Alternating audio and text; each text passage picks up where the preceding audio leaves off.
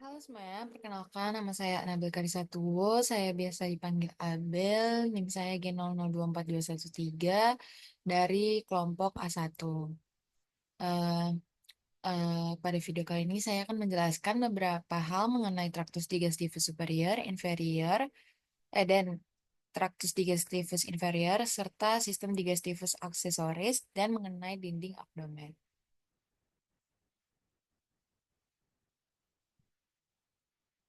Pada soal yang pertama, yaitu Alif baru saja flexing ke circle tongkrongannya gara-gara perutnya mirip roti sobek pas mereka nongkrong. Teman-temannya yang merasa insecure bertanya ke Alif bagaimana cara biar bisa six pack maksimal. Alif sebagai gym bro yang profesional memulai penjelasan tentang anatomi otot yang bikin perut jadi kotak-kotak. A. Jelaskan tentang pembagian lapisan-lapisan dinding abdomen anterior dan posterior. B. Jelaskan sistem otot yang ada di abdomen. C. Jelaskan struktur penggantung yang menjaga organ pencernaan pada posisinya. Baik, yang pertama itu ada dinding abdomen. Dinding abdomen itu adalah struktur kompleks yang terdiri dari beberapa lapisan. Nah, masing-masing memiliki fungsi penting, baik sebagai pelindung organ dalam maupun pendukung mekanisme tubuh seperti pernafasan, postur, dan pencernaan. Nah, berikut ini adalah penjelasan rinci mengenai lapisan-lapisan abdomen. Nah, pada bagian anterior, itu lapisan yang pertama adalah kulit. Nah, kulit adalah lapisan terluar. Lapisan ini dia bersifat elastis dan fleksibel. Dia juga memungkinkan adaptasi pada perubahan volume abdomen, misalnya kehamilan ataupun obesitas. Elastisitas kulit penting karena memberikan perlindungan mekanis dan biologis terhadap trauma serta infeksi. Lalu ada lapisan yang kedua ada fasia superficialis. Nah, fasia superficialis ini dia dibagi menjadi dua, yaitu fasia Camper dan fasia scarpa. Pada fasia Camper, lapisan lemak itu adalah lapisan lemak superficial yang berfungsi sebagai cadangan energi dan insulasi termal, melanjutkan ke regio pectoralis dan dorsal. Terus ada fasia scarpa. Fasia scarpa itu adalah lapisan membran tipis di bawah fasia Camper. Ini dia berada di bawahnya. Ini fasia Camper, ini Camper, ini scarpa.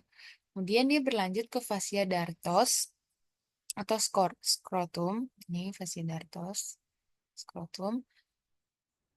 Fasia coles, perineum, dan fasia lata, paha. Kemudian lapisan yang ketiga ada musculi et aponeurosis. Musculi ini ada beberapa hal, yaitu musculus obliquus externus, yaitu serat dari lateral ke atas ke bawah ke medial bawah. Fungsinya untuk rotasi tubuh dan peningkatan tekanan intraabdomen. Kemudian yang kedua ada musculus obliquus internus. Dia tuh seratnya berlawanan, berlawanan arah, fungsinya untuk rotasi sisi yang sama dan fleksi lateral. Lalu ada musculus transversus abdominis. Nah, dia itu lapisan terdalam yang fungsinya untuk stabilisasi tulang belakang dan tekanan intraabdomen. Lalu ada musculus rectus abdominis. Dia untuk dia itu yang membentuk six pack dan dia juga dipisahkan oleh linea alba. Lalu ada lapisan yang selanjutnya adalah fascia transversalis. Itu adalah fascia profundus yang melapisi kavitas abdominalis dan pelvis yang memberikan kekuatan tambahan pada dinding abdomen. Itu bersambung dengan fascia thoracolumbalis, fascia parietalis pelvis dan berperan dalam membentuk struktur khusus. Lalu lapisan yang selanjutnya adalah fascia extraperitonealis, yaitu lapisan jaringan ikat antara fascia transversalis dan peritoneum yang mengandung lemak dan pembuluh darah. Dia juga melapisi kavitas abdominalis pelvis. Dan lapisan yang terakhir adalah peritoneum parietal. Dia adalah lapisan terdalam yang melapisi rongga abdomen. Dia juga melindungi organ dalam. Nah, pada bagian dinding abdomen posterior kurang kurang lebih sama lapisannya dengan dinding abdomen anterior yang yang membedakan di posterior itu di posterior itu ada lapisannya kulit, fascia superficialis, musculi, fascia extraperitonealis, peritoneum parietal. Yang membedakan adalah muskulinya. Nah, pada posterior ada 4 lapisan muskuli, yaitu lapisan yang pertama ada musculus latissimus dorsi. Dia itu untuk aduksi, ekstensi, rotasi media lengan dan stabilisasi punggung bawah. Lalu lapisan yang kedua ada musculus obliquus externus abdominis. Nah, dia itu untuk rotasi batang tubuh ke sisi berlawanan, fleksi lateral, dan meningkatkan tekanan intraabdomen. Lalu ada musculus erector spinae untuk ekstensi dan stabilisasi tulang belakang. Lalu musculus longissimus dorsi untuk ekstensi dan rotasi tulang belakang yang menjaga postur tubuh juga. Dan musculus serratus posterior inferior. Dia itu menurunkan tulang rusuk dan membantu ekshalasi.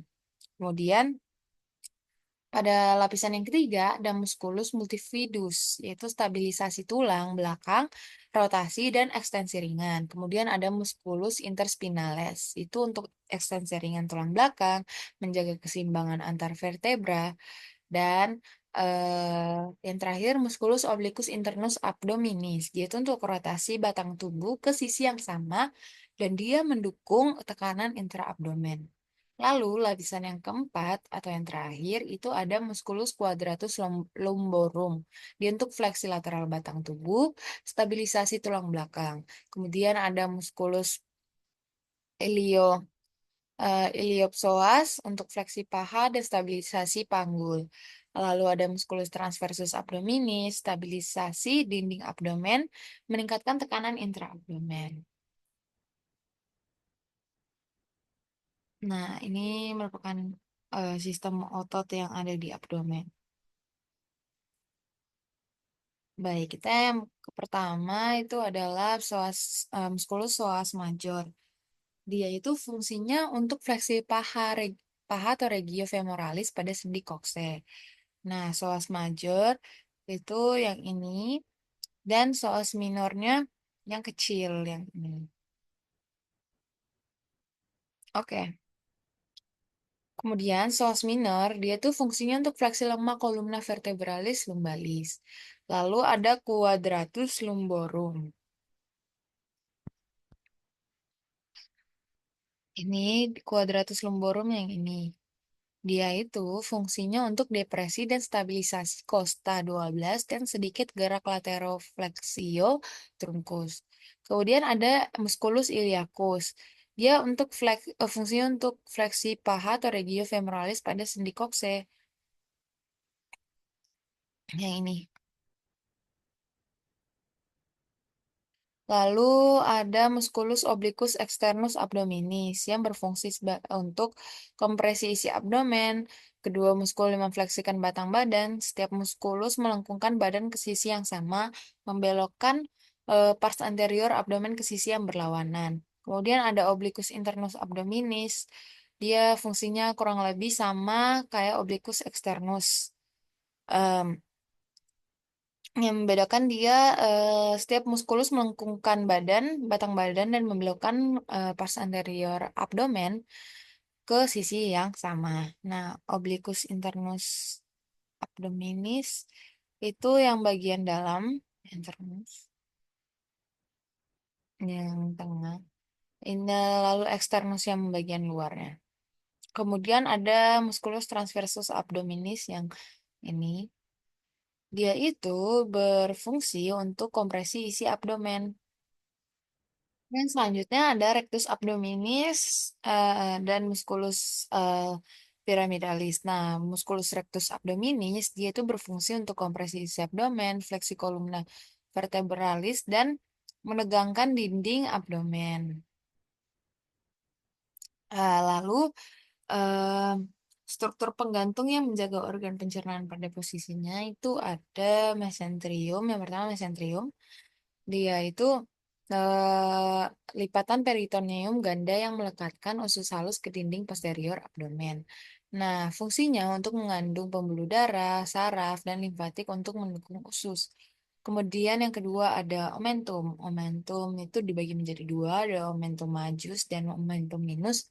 Omentum majus dia menggantung dari lambung ke kolon transversum untuk melindungi organ dalam dan dia terdiri dari 4 ligamen, yaitu ligamen gastrofrenica, ligamen gastroplenica, ligamen gastrocolica, ligamen splenorenale. Dan omentum minus dia menghubungkan lambung ke hati dan dia terdiri dari 2 ligamen, yaitu ligamen hepatoduodenale dan ligamen gastrohepatica. Kemudian ada ligamen peritoneal. Nah, di hepar itu ada ligamen falciforme. Dan selanjutnya ada ligamen gastrohepatica. Dan yang terakhir ada ligamen hepatoduodenale. Dia itu mengandung vena porta, arteri, arteri hepatika, dan saluran empedu. Kemudian pada gaster itu ada ligamentum gastrofrenica, lalu ligamentum gastrocolica, ligamentum gastrosplenic.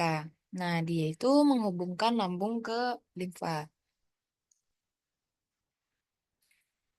Kemudian ada organ intraperitoneal. Organ ini itu seluruh permukaannya dilapisi oleh peritoneum yang berada dalam kavitas peritonealis. Contohnya ada gaster, duodenum par superior, yeyunum, ileum, appendix vermiformis, kolon transversum, kolon sigmoida, cauda, cauda pankreas, lien, hepar. Kemudian organ retroperitoneal itu adalah organ yang hanya dilapisi peritoneum di permukaan anterior. Terus dia ada organ suprarenal gland, aorta, duodenum kecuali pars superior, kemudian ada pankreas kecuali cauda, ureter, kolon, ascendens et descendens, kidney, esophagus, dan yang terakhir adalah rektum. Oke. eh Pada kasus atau soal yang selanjutnya itu adalah Randy adalah seorang mahasiswa yang sangat gemar menghadiri acara makan bersama, terutama di restoran dengan konsep all you can eat. Namun pada suatu kesempatan Randy merasa tidak nyaman karena cepat merasa kenyang padahal baru saja memulai makannya. Hal ini membuatnya khawatir karena ada yang tidak normal dalam sistem pencernaannya. Sebagai teman yang baik, jelasin ke Randy tentang traktus digestivus superior, mulai dari mulut sampai lambung, serta gimana kompensasi sphincter dan gerakan pencernaan saat dia lagi makan rakus di all you can eat. Oke, yang pertama itu adalah kafum oris atau rongga mulut. Nah, kafum oris itu adalah rongga awal sistem pencernaan yang dibagi menjadi vestibulum oris dan cavitas oris propria yang berperan dalam pencernaan mekanis, kimiawi awal, dan persepsi rasa. Nah, batas-batas kafum oris itu pada bagian anterior dan lateral itu ada bibir atau labia dan pipi atau buca yang mengandung otot musculus obricularis oris dan musculus buccinator. Nah, pada bagian atas itu dibatasi oleh langit-langit atau palatum yang terdiri dari palatum durum yang struktur keras dan palatum molle, struktur lunak yang menutupi nasofaring saat menelan. Kemudian, ini palatum durum. Kemudian palatum eh di batas bagian bawah itu ada diafragma oris yang terdiri dari musculus milo milohyoid, kemudian geniohyoid, digastricus dan digastricus. Kemudian pada bagian batas posterior itu ada isthmus faucium, itu pintu ke orofaring.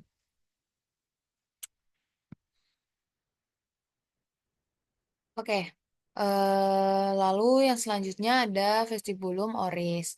Nah, dia itu adalah ruang antara gigi dan bibir atau pipi. Nah, fungsinya untuk menampung makanan sementara, membantu berbicara, meniup, dan mengunyah.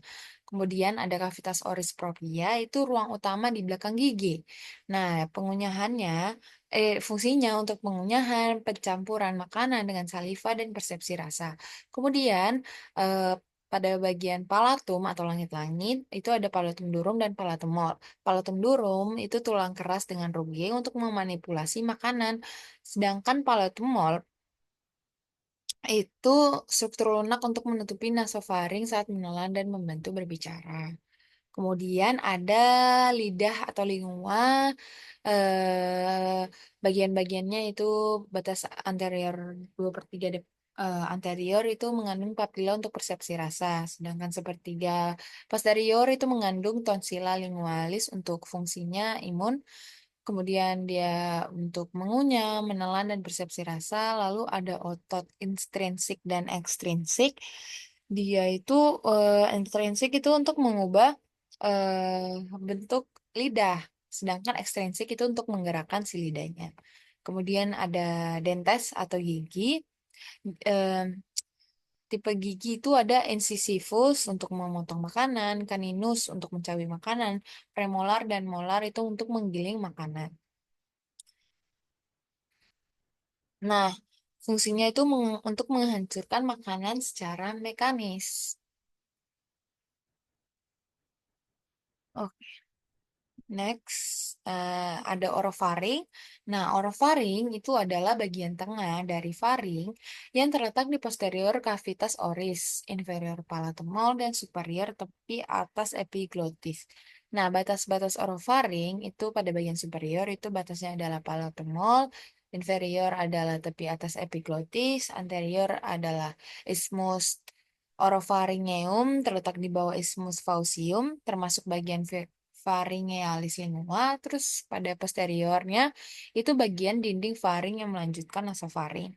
Kemudian struktur utamanya itu ada plika eh, Plica palatoglossus atau arcus palatoglossus. Nah, dia itu satu di tiap sisi, menutup musculus palatoglossus, menandai batas antara cavitas oris dan orofaring.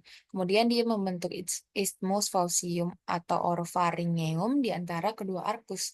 Lalu ada plica palatopharyngeus atau arcus palatopharyngeus, dia itu terletak di posterior dan medial dari arcus palatoglossus.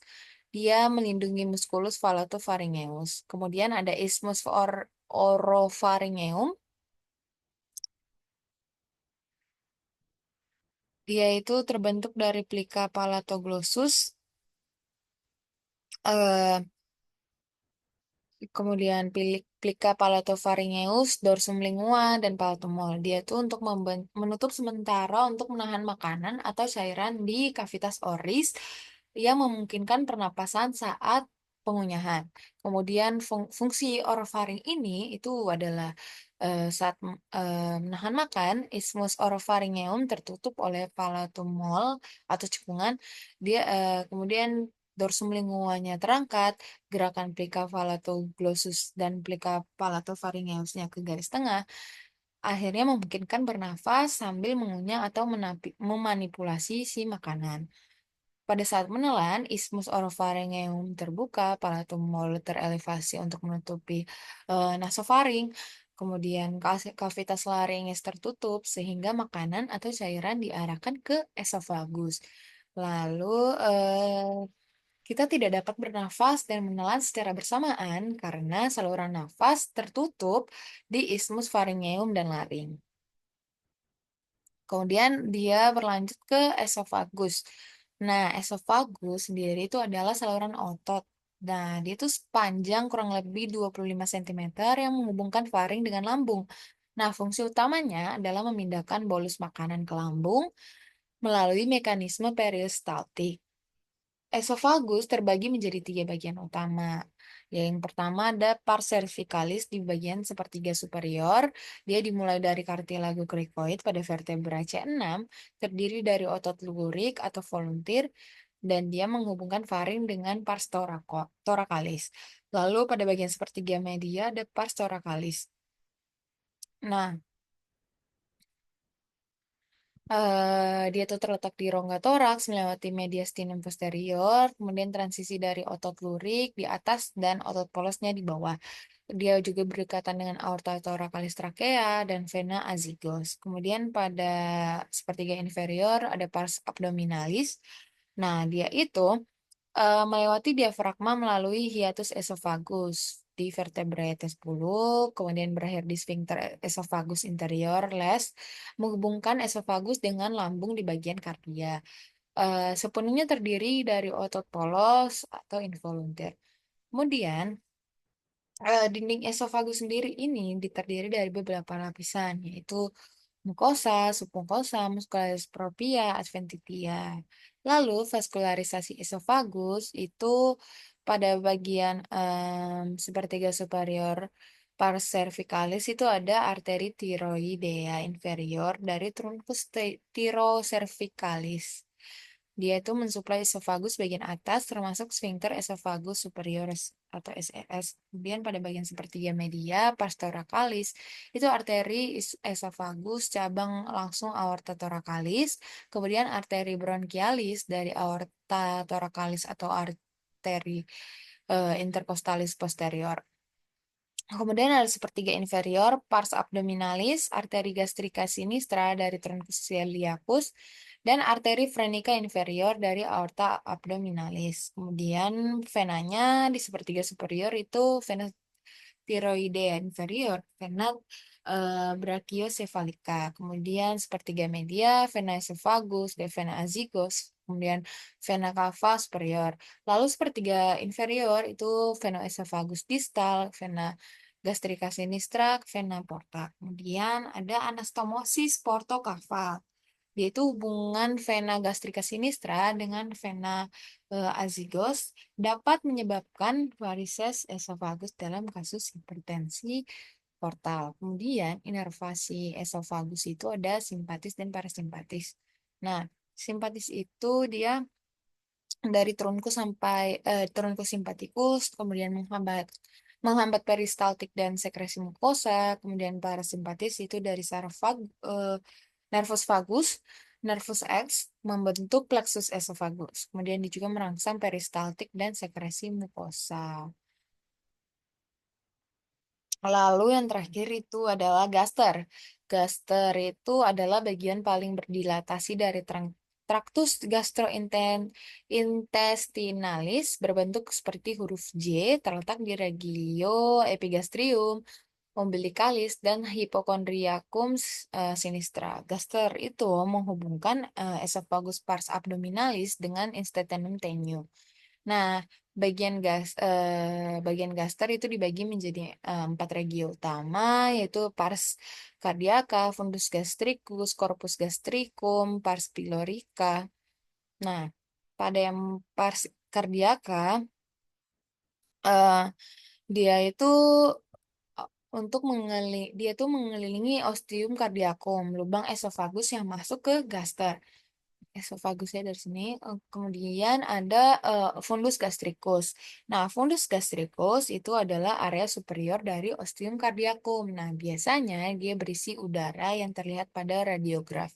Lalu yang ketiga ada corpus gastricum. Nah, ini yang bagian paling besar itu ada corpus gastricum. Nah, merupakan bagian terbesar dari gaster, tempat utama pencernaan makanan. Lalu ada pars pylorica. Nah, pars pylorica ini itu terbagi menjadi antrum pylorocum, kemudian kanalis pylorocus, polyricus, kemudian ada pylorus, sphincter, pylorus ya. Kemudian ada ostium, eh ya. Pada bagian antrum filoricum dia tuh bagian yang melebar di dekat korpus. Kemudian kanalis filoricus itu bagian distal menuju filorus, lalu filorus itu bagian ujung distal yang mengandung sphincter filorocum. Otot melingkar yang mengatur aliran makanan dari gaster ke duodenum.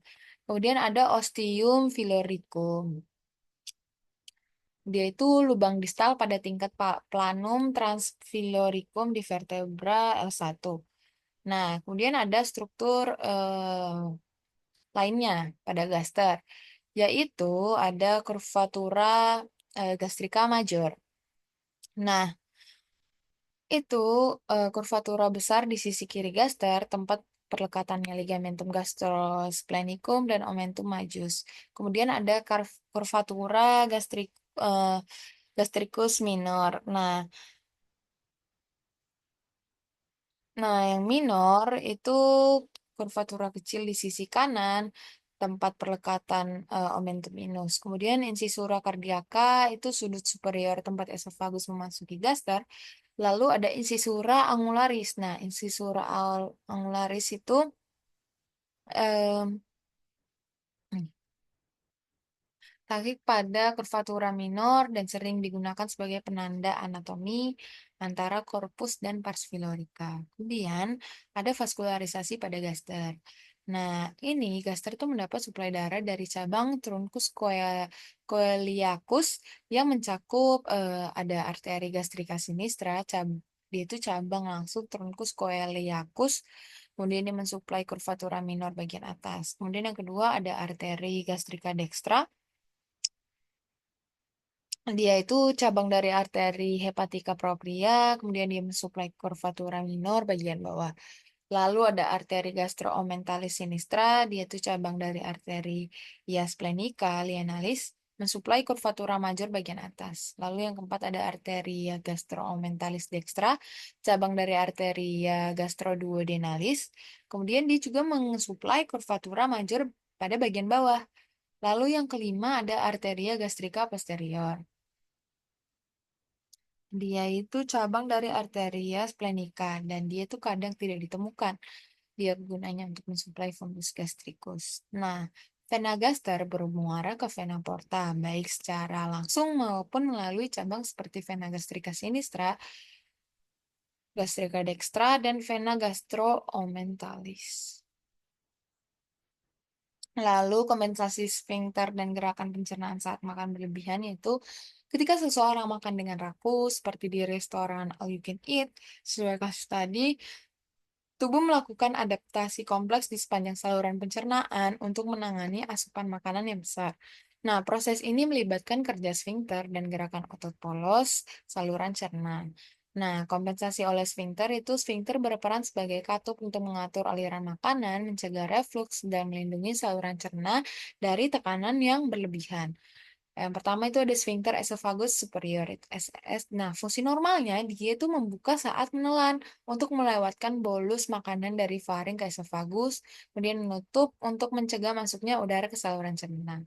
Tapi kemudian kompensasinya saat makan cepat dan banyak, SES itu harus membuka dan menutup lebih sering sehingga dia tuh mempercepat kerja ototnya untuk menyesuaikan frekuensi bolus makanan yang masuk. Kemudian ada sphincter esophagus inferior atau les. Fungsi normalnya dia tuh membuka untuk melewatkan makanan ke lambung dan menutup untuk mencegah refluks asam. Nah, kompensasinya tekanan di esofagus dan lambung meningkatkan akibat makan berlebihan. Kemudian ada distensi lambung, tekanan lambung yang tinggi dapat memaksa les membuka lebih sering, meningkatkan resiko reflux, reflux gastroesophageal, heartburn. Kemudian reflux itu jika les melemah sementara, asam lambung dapat naik ke esofagus menyebabkan rasa terbakar di dada. Kemudian ada sphincter filorik. Nah, fungsi normalnya itu mengontrol pelepasan cime ke duodenum secara perlahan, menjaga aliran satu arah dari lambung ke usus halus. Kemudian kompensasinya itu karena lambungnya penuh, sphincter filorik akhirnya menunda pelepasan si cim untuk mencegah kelebihan beban di usus. Nah, hal ini memperpanjang waktu pencernaan makanan di lambung. Kemudian, gerakan pencernaan. Nah, itu ada peristaltik di esofagus. Nah, mekanisme normalnya itu gelombang kontraksi otot longitudinal dan melingkar yang mendorong bolus makanan ke lambung. Gelombang primer bekerja secara efisien dalam waktu 5 sampai 10 detik, sementara gelombang sekunder membersihkan sisa makanan.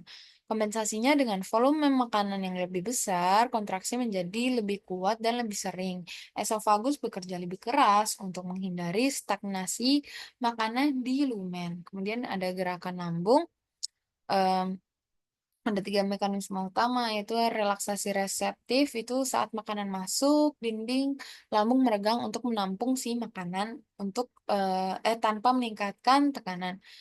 Kemudian ada kontraksi dan pencernaan mekanis, itu otot lambung mencampur makanan dengan asam klorida dan enzim pencernaan. Gerakan ini menghasilkan CIM yang siap untuk dilepaskan ke duodenum. Kemudian ada distensi lambung. Nah, lambung yang penuh meregangkan dindingnya memicu sinyal rasa kenyang melalui saraf sifagus ke hipotalamus. Nah, kemudian akhirnya tertundanya rasa kenyang. Pada makan cepat, sinyal ini tidak segera sampai ke otak. Akhirnya menyebabkan seseorang makan yang melebihi kapasitas lambungnya sebelum makan, akhirnya dia merasa kenyang. Nah, kita ke soal yang ketiga itu, Andre seorang mahasiswa tingkat akhir merasa tidak nyaman setelah mengonsumsi makanan yang cepat saji selama sebulan penuh karena kesibukan menyelesaikan skripsi. Ia sering mengalami perut kembung, rasa tidak nyaman di bagian bawah perut, dan gangguan buang air besar. Dalam obrolan ringan di kampus, Andre mengeluh kepada Anda. Sebagai teman yang baik, jelaskan kepada Andre tentang traktus digestivus inferior.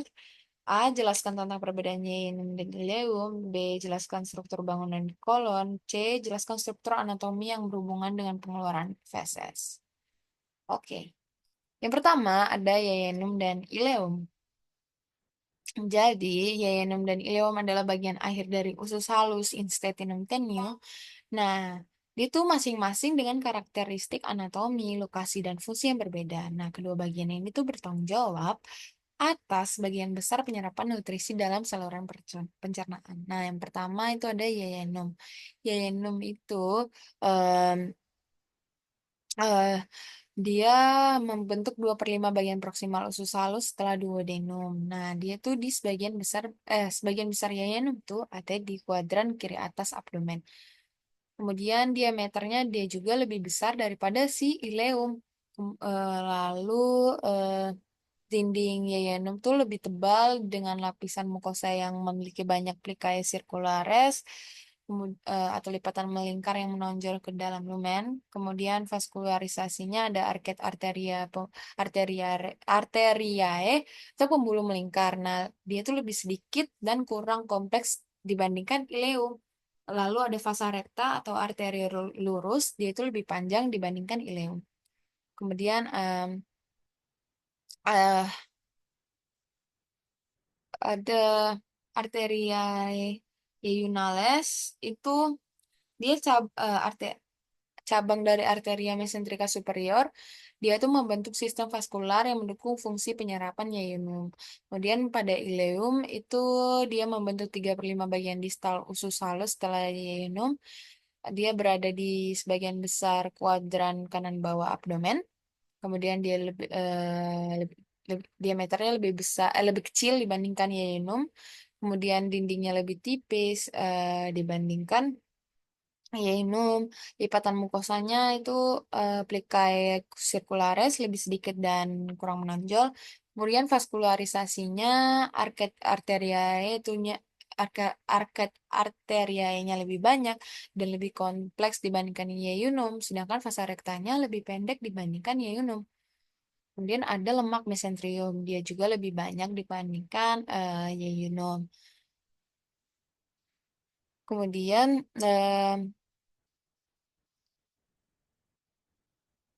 ileum bermuara ke sekum pada titik pertemuan dengan kolon ascendens. Kemudian ada eh, pelika ileocaecale, itu adalah dua lipatan yang menonjol ke dalam lumen usus besar. Nah, lipatan ini mengandung otot yang membentuk sphincter ileocaecale yang berfungsi untuk mencegah refluks, mengatur aliran seperti mengontrol pelepasan isi lumen ileum ke caecum. Kemudian ada vaskularisasinya. Nah, pada arterinya itu ada iliales. Itu cabang dari em, arteria mesenterika superior. Kemudian ada arteria ileokolika. Itu cabang dari arteria mesenterika superior yang turut menyuplai ileum distal. Lalu kita ke bagian bangunan kolon. Nah, kolon adalah bagian utama dari usus besar yang terbagi menjadi 4 segmen, yaitu kolon ascendens, kolon transversum, kolon descendens, dan kolon sigmoideum. Nah, kolon ascendens itu dia dimulai dari caecum tepat di atas katup ileocaecekal dan berjalan secara vertikal ke atas di sisi kanan abdomen hingga flexura coli-dextra. Nah, flexura coli-dextra terletak di inferior lobus kanan hati. Nah, kemudian peritoneumnya itu adalah retroperitoneal sekunder. Ciri khususnya dia dibatasi oleh sulcus paracolicus dexter, sebuah alur lateral yang memfasilitasi gerakan cairan dalam cavitas peritonealis. Kemudian ada kolon transversum, dia membentang secara horizontal dari flexura coli dextra ke flexura coli sinistra. Lalu flexura coli sinistranya berada lebih tinggi dan posterior dibandingkan flexura dextra. Dan dia terletak tepat di bawah limfa atau lien. Kemudian ada flexura coli sinistranya melekat pada diafragma melalui ligamentum frenicocolicum. Kemudian peritoneumnya itu adalah intraperitoneal yang memungkinkan mobilitas. Kemudian yang ketiga ada colon descendens. Nah, colon descendens itu dia dimulai dari flexura coli sinistra dan berjalan ke bawah sisi kiri abdomen hingga kolon sigmoideum. Kemudian dia itu retroperitoneal. Ciri khususnya dia berdekatan dengan sulcus paracolicus sinister yang memiliki fungsi serupa dengan sulcus dexter. Kemudian ada kolon sigmoideum, dia dimulai dari apertura pelvis superior dan melengkung seperti huruf S hingga vertebra S3, tempat transisi menjadi rektum. Dia itu intraperitoneal kecuali pada bagian yang bersambung dengan kolon descendens dan rektum. Dia juga digantung oleh mesokolon sigmoideum sehingga memberikan mobilitas yang cukup tinggi. Kemudian ada vaskularisasinya pada kolon ascendens itu arterinya ada ramus coliccus dari arteri ileocolica, cabang arteria mesenterika superior, kemudian arteria caesacalis anterior dan arteria caesacalis posterior dari arteria ileocolica. Kemudian arteria colica dextra dari arteri mesenterika superior. Kemudian ada kolon transversum, itu arterinya ada arteri colica dextra dari arteri mesenterika superior, lalu arteria colica media dari arteria mesenterika superior, dan yang terakhir ada arteria colica sinistra dari arteria mesenterika inferior. Lalu ada kolon descendens. Nah, pada kolon descendens itu ada arteri colica sinistra. Nah, itu pada arteri colica sinistra dia tuh dari arteria mesenterika inferior. Kemudian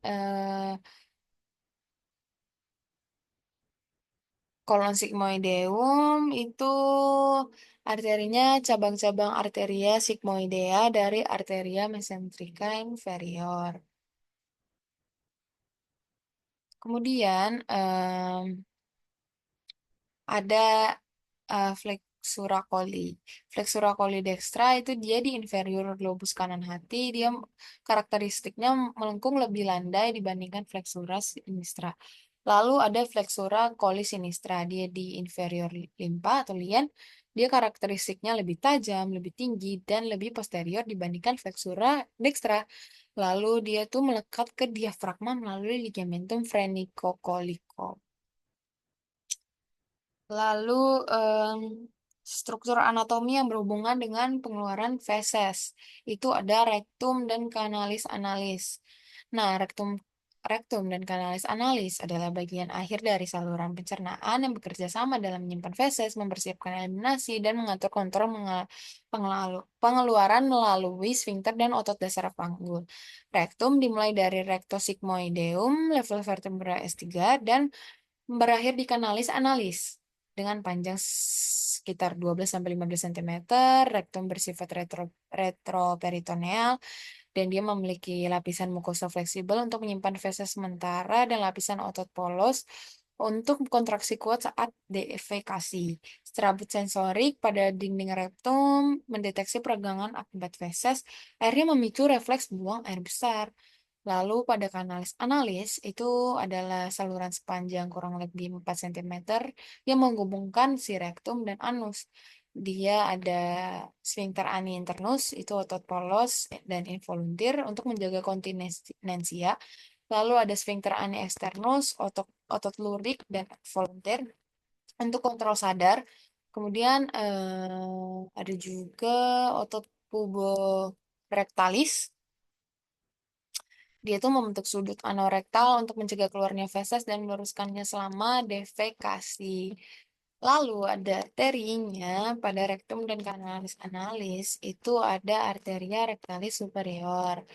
Nah, dia itu dari arteria mesenterika inferior, kemudian dia mensuplai rektum atas. Lalu ada arteria rectalis media.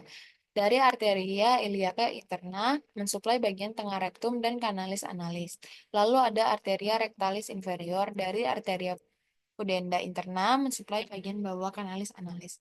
Kemudian venanya itu ada vena rectalis superior yang mengalir ke sistem porta melalui vena mesenterika inferior. Lalu yang kedua ada vena rectalis media dan inferior yang mengalir ke sistem kava melalui vena iliaca interna. Kemudian ada anastomosis portokaval di rektum yang penting dalam kondisi seperti hipertensi portal yang dapat menyebabkan hemoroid atau varises. Sekian dari saya. Terima kasih.